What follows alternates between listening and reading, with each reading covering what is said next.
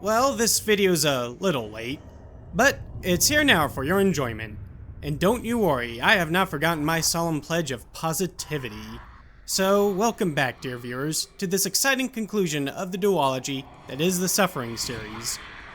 Ties That Bind is regrettably the last game developed and released by Surreal Software, before being folded by Midway's bankruptcy proceedings. But what a note to go out on.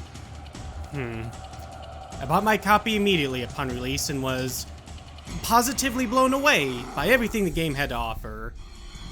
It's quite different from the first in many, many ways. Refreshing ways. They truly took the game forward in new directions. I gotta hand it to them, really.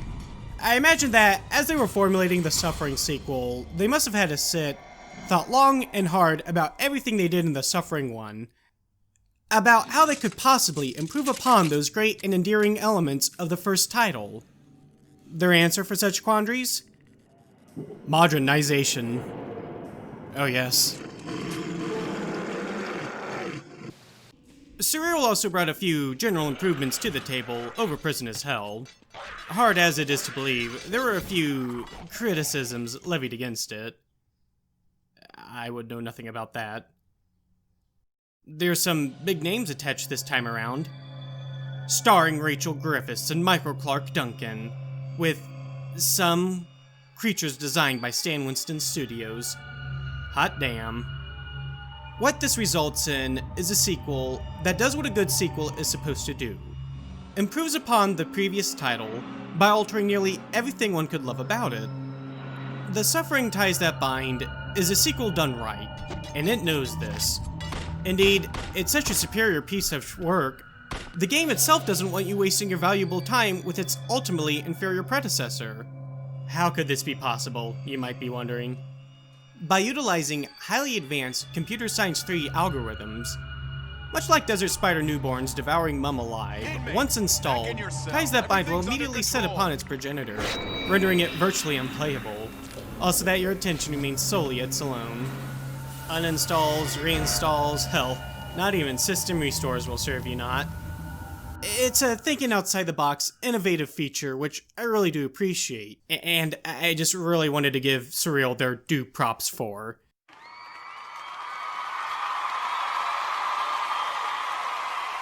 Of course, it's only available to those of you in the PC crowd, but it goes without saying. Only the finest of fineries for the real gamers. Ties That Bind picks up immediately where Prison as Hell left off, assuming the role of Torque once more.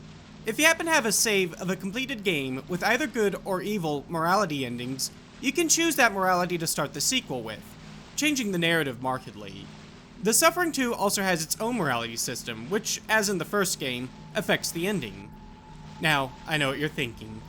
We've the 3 different story endings from Prison as Hell, which all change the narrative of Ties That Bind. Then, we've the 3 possible morality paths and Ties That Bind itself, in any combination. That's 9 times you have to play the game through to get the complete experience. Oh, the replay value alone is... you get your money's worth, let me tell you. But this is all so much icing upon the cake. What of the core, this modernization I spoke of? Well, they gave Ties That Bind an updated combat system. I speak, of course, of the without fault 2-weapon limit system.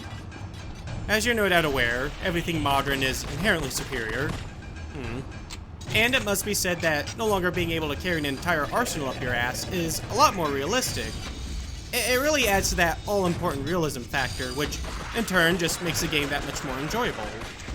Simple as that, really. While the more modern gameplay really livens up the experience, the Suffering always had aspirations of a survival horror title rather than action horror. A qualifier it now has claim to with the very, very limited choices a player has at any given time, attaining that tactical survivalist component which was missing before. Going along with this is the revamped inventory system, and by revamped, I of course mean stripped out. The amazing thing is that in most aspects, it functions nearly identical to the previous titles. Just conceptually, you're no longer carrying around a dragon sword of shit. More realism. Yet the creme de la creme is the new health system. No longer are you carrying around all those much needed healing zombie bottles that eliminated so much of the tension and challenge of the suffering one by making the game balanced. Time use medkits, which you must conservatively utilize against the unending horde of monsters coming for your ass. Ingeniously, they kept the item vacuum mechanic from the first game fully intact for the sequel, which removed all that tedious mucking about over items to pick them up. So now, if you're, say, hurt enough for one full bottle, but still have only the tiniest little itty-bitty amount of missing health still to go, you'll hoover all of that good shit up, whether you wanted to or not. It just adds that extra layer of tacticality, which I really do appreciate. Positively. There's more guns and more monsters, which the sequel adds. The latter of which was a bit of a sticking point of the first title, as it did tend to get a little repetitive. To some people. Most make a return. They replace all the more interesting ones, but you know how it is with dynamic gameplay. It really just gets in the way. All the new malefactors they added in are pretty great. There's more guns. Actually, I think I might have said that already. The rather limited number of armaments was a bit of a critical point of the first game too. They've since more than doubled the number of death-dealing instruments at your disposal, but really you only end up using 2 of them, as in the first game. It's kind of funny, in a sad way. Oh. Positives. The ties that bind has a more focused narrative. We now have some proper antagonistic villains with agency. A blonde chick, Jordan, who leads the Foundation, a paramilitary research group thing. She's interested in Torque due to his connection with the malefactors, and other reasons. Welcome back to reality. I'm sorry about these restraints. I hope they're not too tight. And is connected with Blackmore, the main antagonist, who's connected to protagonist Torque, who's connected to the supernatural horrors that are the malefactors in some way, which in turn are connected back to Blackmore in some other way, and by proxy the Foundation and thusly Jordan. You following any of this so far? As for the apparitions, You think you're so smart? Blackmore runs a drug empire out of Baltimore. Not sure what this has to do with any of the underlying themes or metaphysical elements of the story, but it's there and the narrative likes to make a point of it fairly regularly. He also uses his ill-attained profits to fund the Foundation. For reasons. There's more guns, more monsters. Again, might have mentioned these already, but bears repeating. Yeah. Have I mentioned the shitty inventory system yet, or lack thereof? So you no longer get to carry around those eminently game-balancing zombie bottles. Which, I understand. Make no mistake. If Surreal wanted to go in a new direction, and try something else it believes would result in a more satisfying experience, something more conducive to that horror survival theme they seemingly originally wanted to impart, I'm all for that. The problem is, that's all they did. Take out the healing mechanic, among other things. Positive thoughts. See, Get positive. no, this really needs to be stressed. Positivity. No more positivity. Positive no longer. But Piss off. that's not a very nice thing to say. Shut it. This game, it's a bit of a mess. They try to recreate its predecessor while dumping in new mechanics or design philosophies that they didn't bother structuring the new game around. The early game in particular is perhaps the worst part. Quite a few baddies on screen at once, which you don't really have the means to deal with. And to top that off, a lot of the bastards, especially the new ones, hit like dump trucks, or have some mechanic or gimmick that, while would have been fun to deal with before, are now almost always total BS.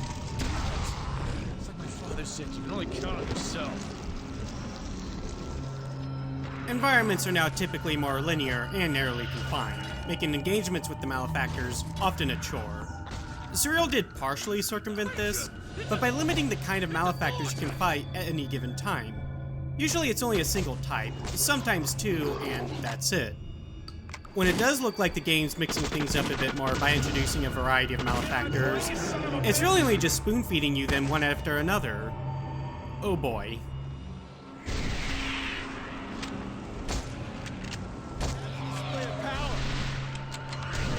With the new item system, you have to backtrack all the way through a level to pick up the resources you purposefully saved. The level design doesn't fold in on itself. There's no alternate routes or shortcuts back. It's just a straight line now and a slug run back. That's if the door you just came through isn't somehow now inexplicably locked. The weapons. You have so many now, yet most of them, in one way or another, are rendered useless. Out of your whole arsenal, there's only 2, late game kind of 3, real choices you have throughout the game. Everything else is either rubbish, or worse yet, tends to run out mid-fight, getting Torque slaughtered. It's ridiculous. Alright, look. The game's not shit. It's not great either, certainly not in comparison to the first. Ties that bind me means rather enjoyable when it's firing in all cylinders, but hot damn does it see more than a few lockups down the fun highway, which really does undermine that enjoyment factor. One too many changes on the altar of modernization.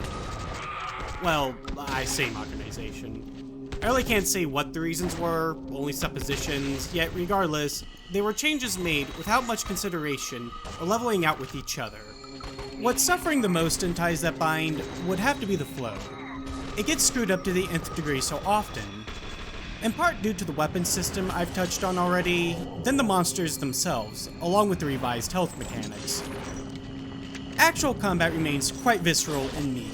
It's one of the few areas that saw legitimate improvement. Malefactors burst into grisly chunks from powerful scatter shots to the face, wither and die under the hail of lead. When it's working right, it's good stuff. This 2-weapon limit system, though, which became ever so popular for more practical reasons, really only operate well in a game for 2 main reasons, both of which ties that bind gets wrong.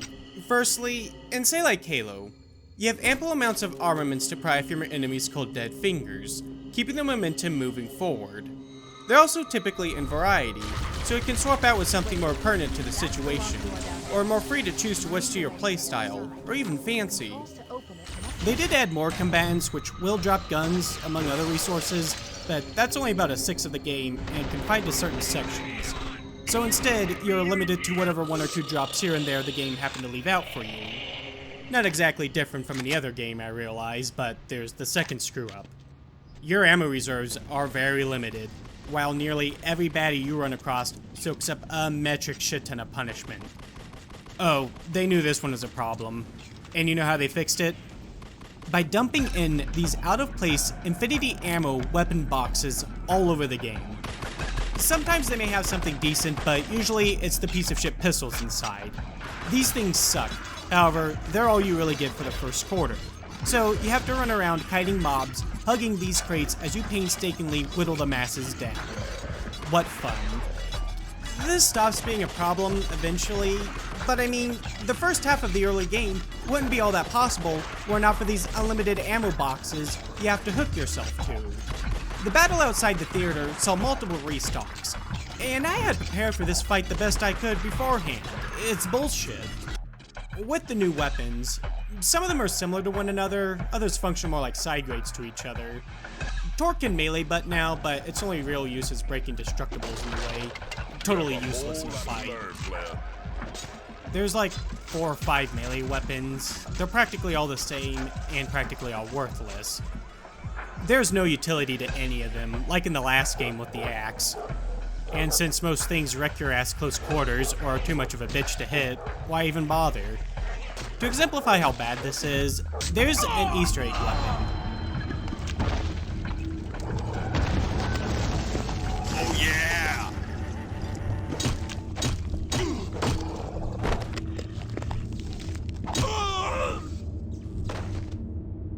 Some kind of shish kebab thing. I don't know, some in-house joke maybe. But a thing to hit combo kills most anything in the game. And it's still not worth using. In spite of all the new additions to the arsenal, you're really only going to be using the shotgun when you finally get it.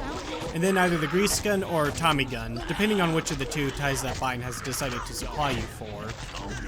The weapon issues level out at points, which results in a much smoother game experience. A little after midway through, it's almost a non-issue. The health problem remains, however, and really becomes a detriment when the new monsters start to come afield. I do like much of what was added, even if only visual. They're all pretty much fantastic. They kept the malefactors having a backstory theme attached to them, which is cool. Gameplay-wise, they run on a bit of a spectrum. On the good side, we've the Gorger and Arsonist. In the middle, Suppressors and Maulers. And on the shitter end, the Isolationists and, oh boy, the Triggerman. We're gonna go over these guys so I can share a few more detailed thoughts. We'll start with the good stuff first. The Gorger and Arsonist. They bring to the table missing elements that weren't in the first game. With the Gorger, we have a somewhat robust, high-damage bruiser, unnervingly fleet of foot, a fairly large threat closing the distance fast amidst a swarm of weaker slayers distracting you. Its gimmick is that it can pin you down where you must stave it off swiftly via button-mashing quick-time event. Make of that what you will, before it takes a bite out of you. The Arsonist adds another ranged threat to the fray, with zoning mechanics to it. It doesn't send out a constant barrage as other malefactors like the Marksman or more numerous mainliners do. Rather, it lobs very hurtful bolts of fire intermittently. It has a close-range fire attack, indeed, even making physical contact with it sets you ablaze. On top of that, it sends out snaking fire trails through the ground that must be mindfully evaded. Everything about it hurts quite a bit, though much of its fiery damage can be mitigated by dropping and rolling. Awesome stuff. However, they rarely show up alongside other monsters. It could have been fun to deal with these guys mixed in with more general mobs. But again, with the way the health works now, it's a sad blessing though. The Gorger and Arsonist, they're certainly manageable and comparatively balanced, because you can actually use your skills to deal with them, in contrast to what's about to come up. God, I'm so hungry. The Reverend will get us something. I think I saw a Gorger yesterday. All I can think about is food. This meat sure is fine. Hey, Reverend, where'd you get this The from? Lord works in mysterious ways. Oh my God. It's people we're eating. We trusted you! We had to be something, my friends, or we'd We're all all gonna die. burn in hell for this! I didn't cover any of the fluff stories before, even though they're one of my favorite parts. I do so now, as there's quite a few slip-ups in 2 Week Sorcery with the new monsters that, strangely enough, go downhill in tandem with this list. The Gorger's is pretty grim and appropriate, the result of a minister serving human corpses from his church's funeral service to his starving congregate during the Great Depression. Pretty dark. It's tied to an urban legend, apparently. Is this a real legend? Well, I can't find anything about it, so probably not.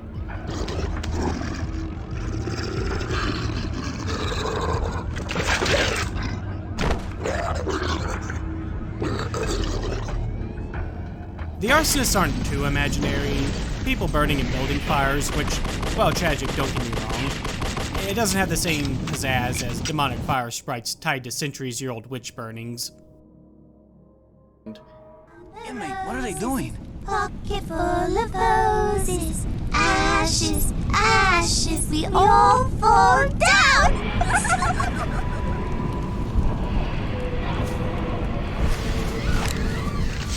The middling Maulers and Suppressors, essentially just smaller Slayers and Marksmen, respectively. The Maulers are dog-like things that nip at your ankles, either locking you in place for a second, or lunging to knock you down. They're alright, but typically little more than temporary nuisances you need to deal with. And I mean temporary, as you can just usually run through their sections in seconds, without having to stop and deal with any of them. These would have been great throwing in 1 or 2 at a time with more general enemies, as they come in through small holes, running through cover, or around sharp corners to snip at you. But alas. Suppressors are typically annoying. They continuously unload upon thee once they have sight of you, but can only do so while you're in the light of their torches. Packing some serious heat in the form of 4 Tommy guns embedded in their stomach, this may sound to be quite the potential game of cat and mouse, but not really. It's only sometimes where there's some cover-based level design around them. When it's not, it's almost guaranteed damage. On occasion, you're able to just run past them without their notice, yet there's just as many parts where it's just you, them, in a straight hallway.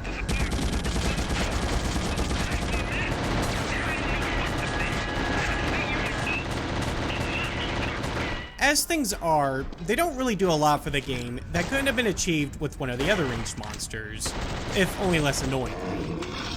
I honestly think they were just slapped together for the few sections they are in. The game about says as much, maybe just to pad out the monster roster a bit more. But they do have something of a saving grace. They're one of the few malefactors where headshots matter, and being fairly robust otherwise, suppressors do offer a bit of a unique challenge. Something which needs a degree of finesse and patience to efficiently overcome. I'm all for that. It's just the level design is only sometimes molded to be able to reliably do this. That's where it happened, right down there. This is the room where my father died. The fluff stories start to fray out a little here. With the suppressor, it's about a SWAT team shooting inmates during a prison riot. They're surrendering and unarmed. Probably some real-world connotations here, yet rather out of place against the backdrop of everything else, especially the Carnate Island malefactors. It's also comparatively basic. Feels like it was made up at the last minute, like the suppressor itself. Okay, now we're getting to the shitters. The Isolationists. We're gonna start off on the origin story with this one. They've been in isolation for 6 months. They're going insane. Going soft on me, Captain. I know it works with problem inmates. 3 of them have killed They'll us. stay in the darkness until they learn, one way or the other. What could they possibly be learning? That to live is to die. A little bit every day. Going by what you've seen thus far, and understand about how the suffering constructs its denizens, I ask of you to imagine what you believe the Isolationists might be like. They're the reincarnation of men who committed suicide after having been in lightless solitary confinement for over half a year straight. Consider the themes here: confinement, loneliness, unending darkness. What manner of monstrosity could such depravities have wrought? The sound, so black, sliding all around me, the black. Are you thinking of a paraplegic that crawls around on plasma grenade launching crutches, spewing out roaches from a metal cage hole in its stomach as it craps out lightning? What's that? You say no? Well, you just must not have been paying much attention to any of this then, have you? I imagine these guys are the result of one of the developers engaging his 7-year-old kid for some design consultation. I mean, I don't know, I'm at a complete loss on this one otherwise.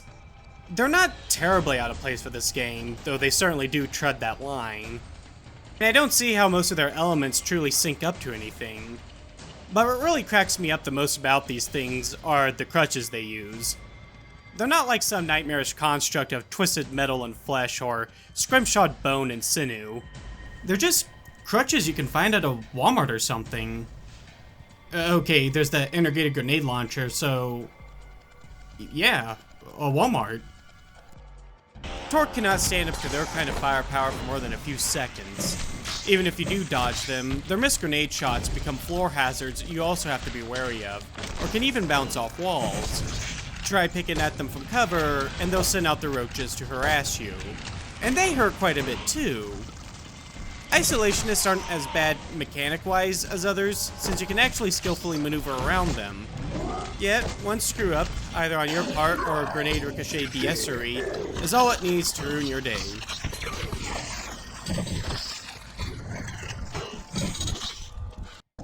And finally, the Triggerman. Before anything else, I really like these bad boys' design. What the hell is that thing? I'm not too thrilled about the dual-wielding Uzis. Some of these monsters using more contemporary weapons like a person would is kind of mood-killing. And the Triggerman's backstory is iffy. They're the result of gun violence, apparently. Maybe one of you can tell me the subtleties between firearm-related fatalities and an arachnid-esque horror with lay-in-fields for legs. I recall from the game manual that the spider legs on these guys grew out of their backs to carry the body on against its will. That's some hardcore shit right there. But whatever, minor quibbles that could be overlooked. What can't be overlooked is their first-degree murders of ties that binds pacing and flow. These things put out more lead downrange than you do. You cannot dodge these guys. As such, your life will be draining very much rapidly so long one has sight of you. They have no weaknesses nor shortcomings you can exploit. They're eminently dangerous in melee. Using the shotgun, one of the best, most reliable weapons in the game, which is actually specifically given to you to use on Triggerman, is a very big risk, least of which is that it tanks multiple buckshots to the face. Yet, in close quarters, they're unloading you with their leg guns, which stuns, or worse yet, knocks Torque on his ass, while it sits there giggling, shooting him right in the face. I cannot fathom the developmental philosophy behind these things. Ties that bind makes it a point to limit resources, be mindful with engagements, always be moving and skillfully avoiding oncoming danger. Then it tosses in this shit that's a straight up slugfest? At points, particularly on the higher difficulties, they're pretty much a brick wall you have to bang your head repeatedly against until it finally gives. I always find myself trying to gain them in some way, usually finding some means to shoot them without any return fire. Cover shooting. What is this, Call of Duty? Sadly, it's often your ass is just hanging out in the open for them to kick. The overarching issue with the new monsters and gameplay is that for all the mechanics involved with them, they don't do a lot for the game. They detract from it, if anything, when all combined. A strange, the whole is less than the sum of its parts affair, which gets worse and worse as you ramp up the difficulty. There should have been actual advancements to dynamic gameplay. Prison as Hell executed this quite well, if in a limited fashion. Consider the Fester and Inferna. Festers are large, daunting adversaries slowly advancing on you.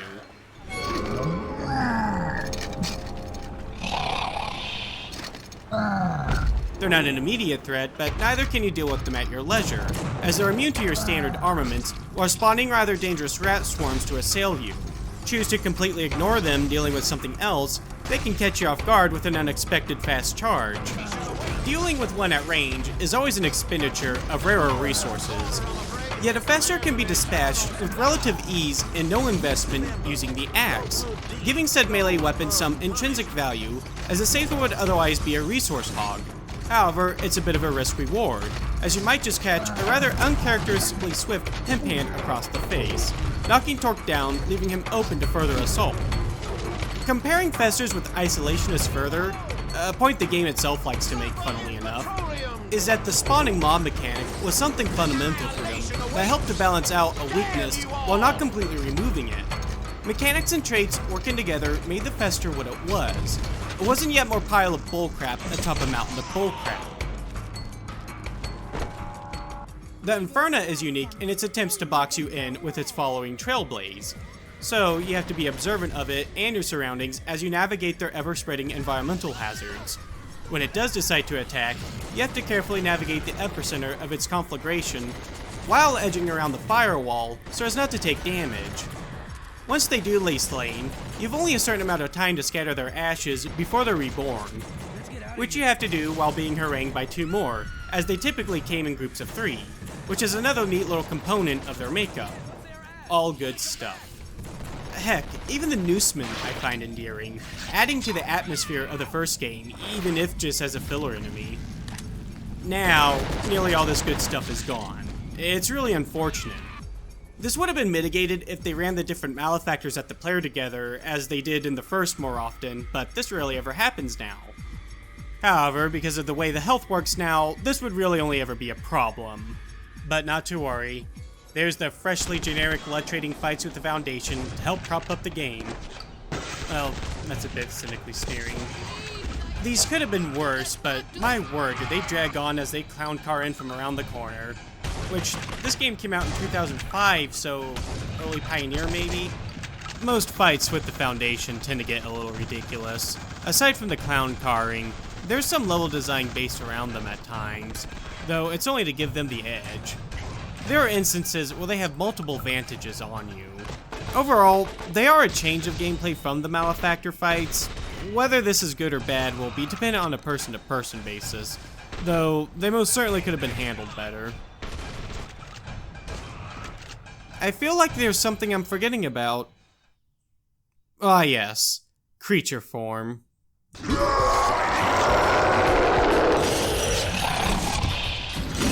it. Now for real.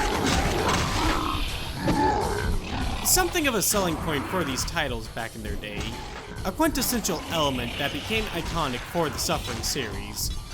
Well, it was intended to anyhow. I glossed over this mostly in Prison as Hell for a reason. Creature form ultimately just came across as yet another weapon. One that changes up gameplay admittedly, which sounds great, but wound up being an inconvenience. Its problem was making combat a chore. In creature form, Torque has an annoying habit of knocking monsters back several feet to the ground. You have to waste time running back over to them while not being able to effectively hit them until they're fully risen, with the way the melee functions. This can happen multiple times on a single enemy, making engagements markedly lengthier. It becomes annoying to the point where you'll realize just shooting is the quicker option. The creature has a special attack you can spam to mitigate this, which is kind of an annoying thing to have to do. It all left creature form as a mechanic, not something so fun to actively use. Surreal went overboard trying to fix this with the sequel. They did two things. The first and obviously best of the two was just buffing the damage. Ties that binds monster form can make mincemeat out of most malefactors. The melee attacks are much better, and the knockdown effect was toned way down.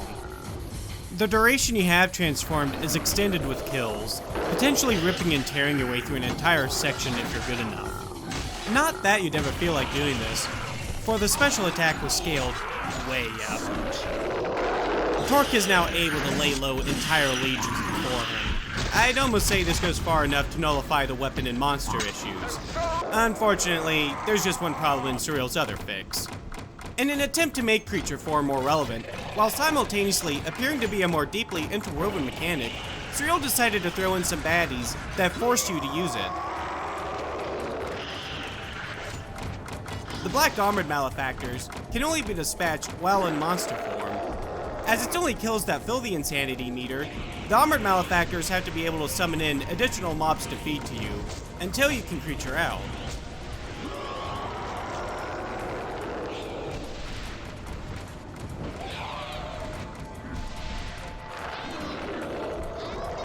They're all so much more dangerous than their regular counterparts, making these very difficult fights.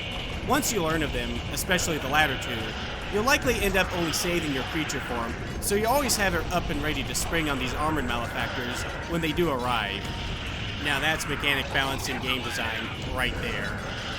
The Slayer one is handled easily enough, just punch its face in. The other two, the Blue Fire Arsonist and this broken bastard, not so much. Meleeing them is always a risk, especially if they have their summons out, so they seem to have been directly balanced for the special attack, which is a real problem for the neutrals. Hell, even with the special, it can be hit and miss sometimes, without Cataclysm. But for the neutrals, these engagements become extremely difficult, and borderline broken on the higher difficulties. You have to repeatedly throw yourself at them and hope a combination of pain chancing and their AI crapping out will lock them in place long enough for you to dispatch them. If you're neutral, on low health, and there are no pickups left, because you can't carry them around anymore, the game's effectively soft-locked.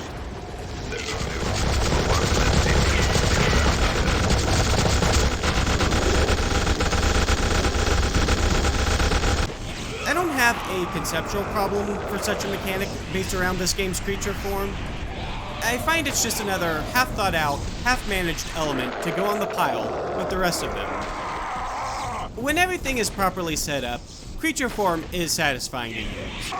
If you do choose good or evil getting a proper power, let me tell you, it's fun exploding these guys in less than a second after all the shit they put you through. The creature form should have been a mechanic one would gravitate towards themselves when they felt the game called for, feeling as if a natural choice, a natural part of the game.